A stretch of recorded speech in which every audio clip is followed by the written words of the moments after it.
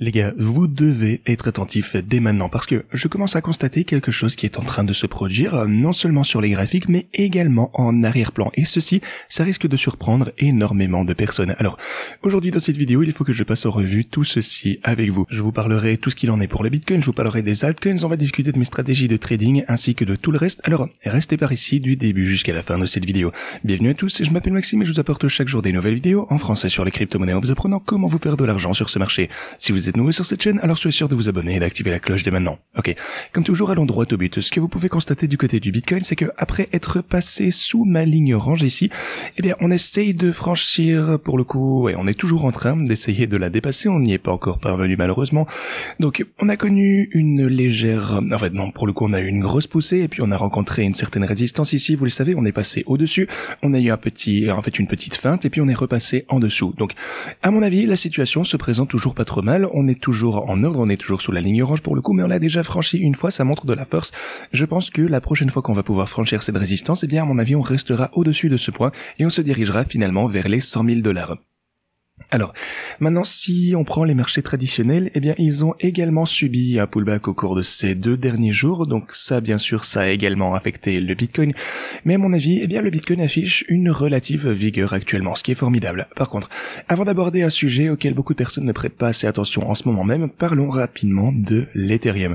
Alors, l'Ethereum se repose actuellement sur mon support pour le moment. Et quant aux altcoins, ils sont, eh bien, plus ou moins en perte de vitesse ici. Certains ont légèrement rechuté, certains ont légèrement progressé. Mais la plupart, eh bien, évoluent latéralement du côté des altcoins majeurs. On a Cardano, XRP qui sont en baisse ici. Et ce que je vous ai montré, dernièrement, l'Ethereum pour le coup a tenté de rester au-dessus de ce niveau de support. Et ceci, eh bien, ça rend les marchés un petit peu moroses actuellement. Encore une fois, il ne se passe pas grand-chose, les gens s'embêtent, juste une évolution latérale. Et c'est aussi pourquoi c'est un bon moment, par contre, pour finalement y prêter attention. Parce que, eh bien, c'est vraiment ce genre d'environnement qui fait que les gens commencent à s'ennuyer. Les gens commencent un petit peu à tout vendre. Ils veulent simplement, eh bien, avoir ce boost de dopamine, ils veulent voir le Bitcoin exploser, et même si on rechute pour le coup, si le Bitcoin rechute, eh bien, c'est quelque chose qui retient l'attention des gens, mais malheureusement, une évolution latérale, juste, eh bien, ça ne stimule personne, en fait. Cette évolution latérale ennuie énormément de personnes qui commencent donc à vendre leurs cryptos, et ensuite, eh bien, forcément, ils ont déjà vendu lorsqu'on voit la prochaine hausse majeure, qui, selon moi, risque de se produire assez vite. Et c'est pour ça que aujourd'hui, je vais vous montrer brièvement, eh bien, tous les points importants à surveiller sur le marché. Alors premièrement, concernant mes stratégies de trading, alors pour chaque jour qui passe, la stratégie de l'or a connu en fait une forte hausse. L'or a pas mal remonté hier, on était à, je pense, moins 8 000 $, quelque chose comme ça il y a quelques jours, maintenant on est à plus 4 000. Donc voilà, les investisseurs achètent à nouveau énormément d'or, mais je pense que je vais tout de même probablement clôturer ce trade, simplement parce que comme je vous le disais, la volatilité n'est juste pas très importante. Au cours des 11 derniers jours, l'algorithme n'a généré que 0,3% de gain. Donc voilà, je pense que je vais simplement clôturer ceci et investir à la place dans le Bitcoin qui selon moi risque d'être beaucoup plus rentable. Mais concernant le reste de mes stratégies, le bot Bitcoin a déjà gagné 246 000 $, le bot Ethereum eh bien, est toujours hors de portée, on enregistre toujours une perte, hors de la range pour Solana, le bot Doge continue de profiter de cette volatilité, de générer du profit, le bot XRP se porte également très bien, on est en hausse de 21 000 $ malgré eh bien, une chute significative depuis son lancement que vous pouvez voir ici, on a commencé à 2,3 $ ici. Actuellement, on est à 2,1. Donc, l'algorithme compense en grande partie ceci. On réalise tout de même de beaux profits, ce qui est impressionnant. On poursuit avec le bot Cardano, qui est également hausse de 30 000 $. Donc, toutes ces stratégies fonctionnent toujours très bien.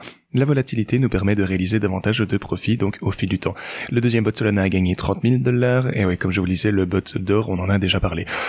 Alors, si vous souhaitez profiter de cette légère petite rechute qu'on observe actuellement sur les altcoins ou même du côté du Bitcoin pour le coup, eh bien, n'hésitez pas à consulter la description de cette vidéo pour profiter d'un prix intéressant pour prendre position avant la prochaine période de hausse.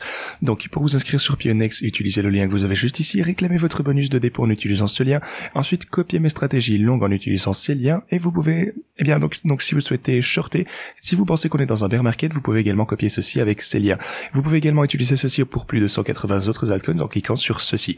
Mais continuons parce qu'on a quelques actualités qui sont intéressantes. Tout d'abord, on va parler de ce qui nous attend au cours de cette semaine. Alors, mercredi, demain, ça va être une journée importante. On a la décision de la Fed sur les taux d'intérêt. Ça va avoir lieu donc demain, comme je vous le disais, ainsi que la conférence de presse.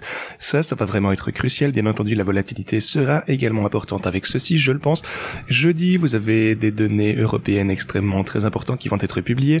Et ensuite, vendredi, vous avez des données vraiment extrêmement importantes en provenance de la Chine qui vont être publiées. Donc, préparez-vous à une volatilité importante au cours des quelques prochains jours.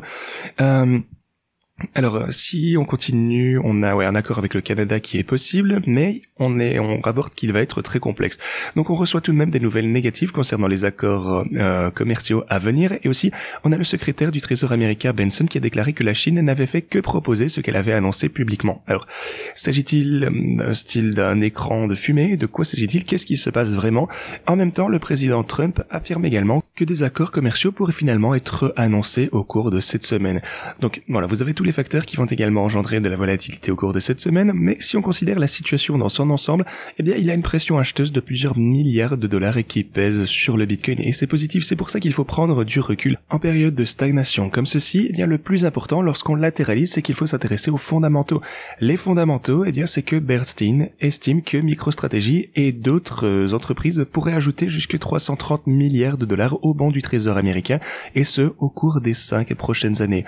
Ça, c'est une pression d'achat absolument incroyable, et c'est juste une super nouvelle, mais je pense que ça risque bel et bien de se produire. Ensuite, si on regarde quelques autres gros titres, et pas seulement certaines des rumeurs, je vais vous dire, non seulement bien, vous avez des grandes entreprises qui annoncent un bon du trésor Bitcoin à la fin du mois, mais aussi une autre entité axée uniquement sur la stratégie Bitcoin. Donc en fait, on aura une autre micro-stratégie en quelque sorte qui va probablement être mise en place au cours de cette mois-ci par une autre grosse corporation, et ça va vraiment être une excellente nouvelle. Encore une fois, ça continue d'accroître la pression acheteuse. MicroStrategy et d'autres entités similaires estiment à 330 milliards de dollars le montant d'achat. Si on continue, MicroStrategy a annoncé hier l'achat de 180 millions de dollars en Bitcoin. Alors c'est pas énormément comparé à ce qu'ils achètent habituellement, c'est pas une grosse pression d'achat, mais n'oubliez pas qu'ils sont sur le point de lever 20 milliards de dollars pour acheter encore davantage. Ça va être un élément à surveiller.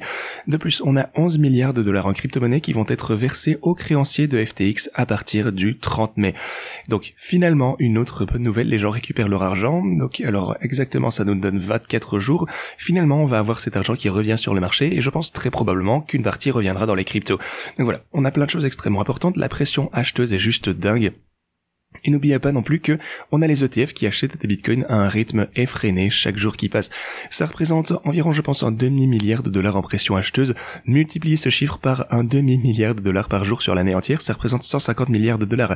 Ajoutez 330 milliards de dollars, ajoutez ces entreprises qui ajoutent davantage de bitcoin à leur ballon, ajoutez ceci avec MicroStrategy, ajoutez FTX, et je pense qu'on a, à mon avis, près d'un demi-milliard même 500 milliards de dollars potentiellement qui arrivent, voire plus, au cours des 5 prochaines années. À mon avis, ça va être plus, mais on verra bien. Donc, un demi-trillion de dollars, comme on dit en anglais, donc 500 milliards. N'oubliez pas que la capitalisation boursière du Bitcoin, actuellement, c'est de 1800 milliards de dollars.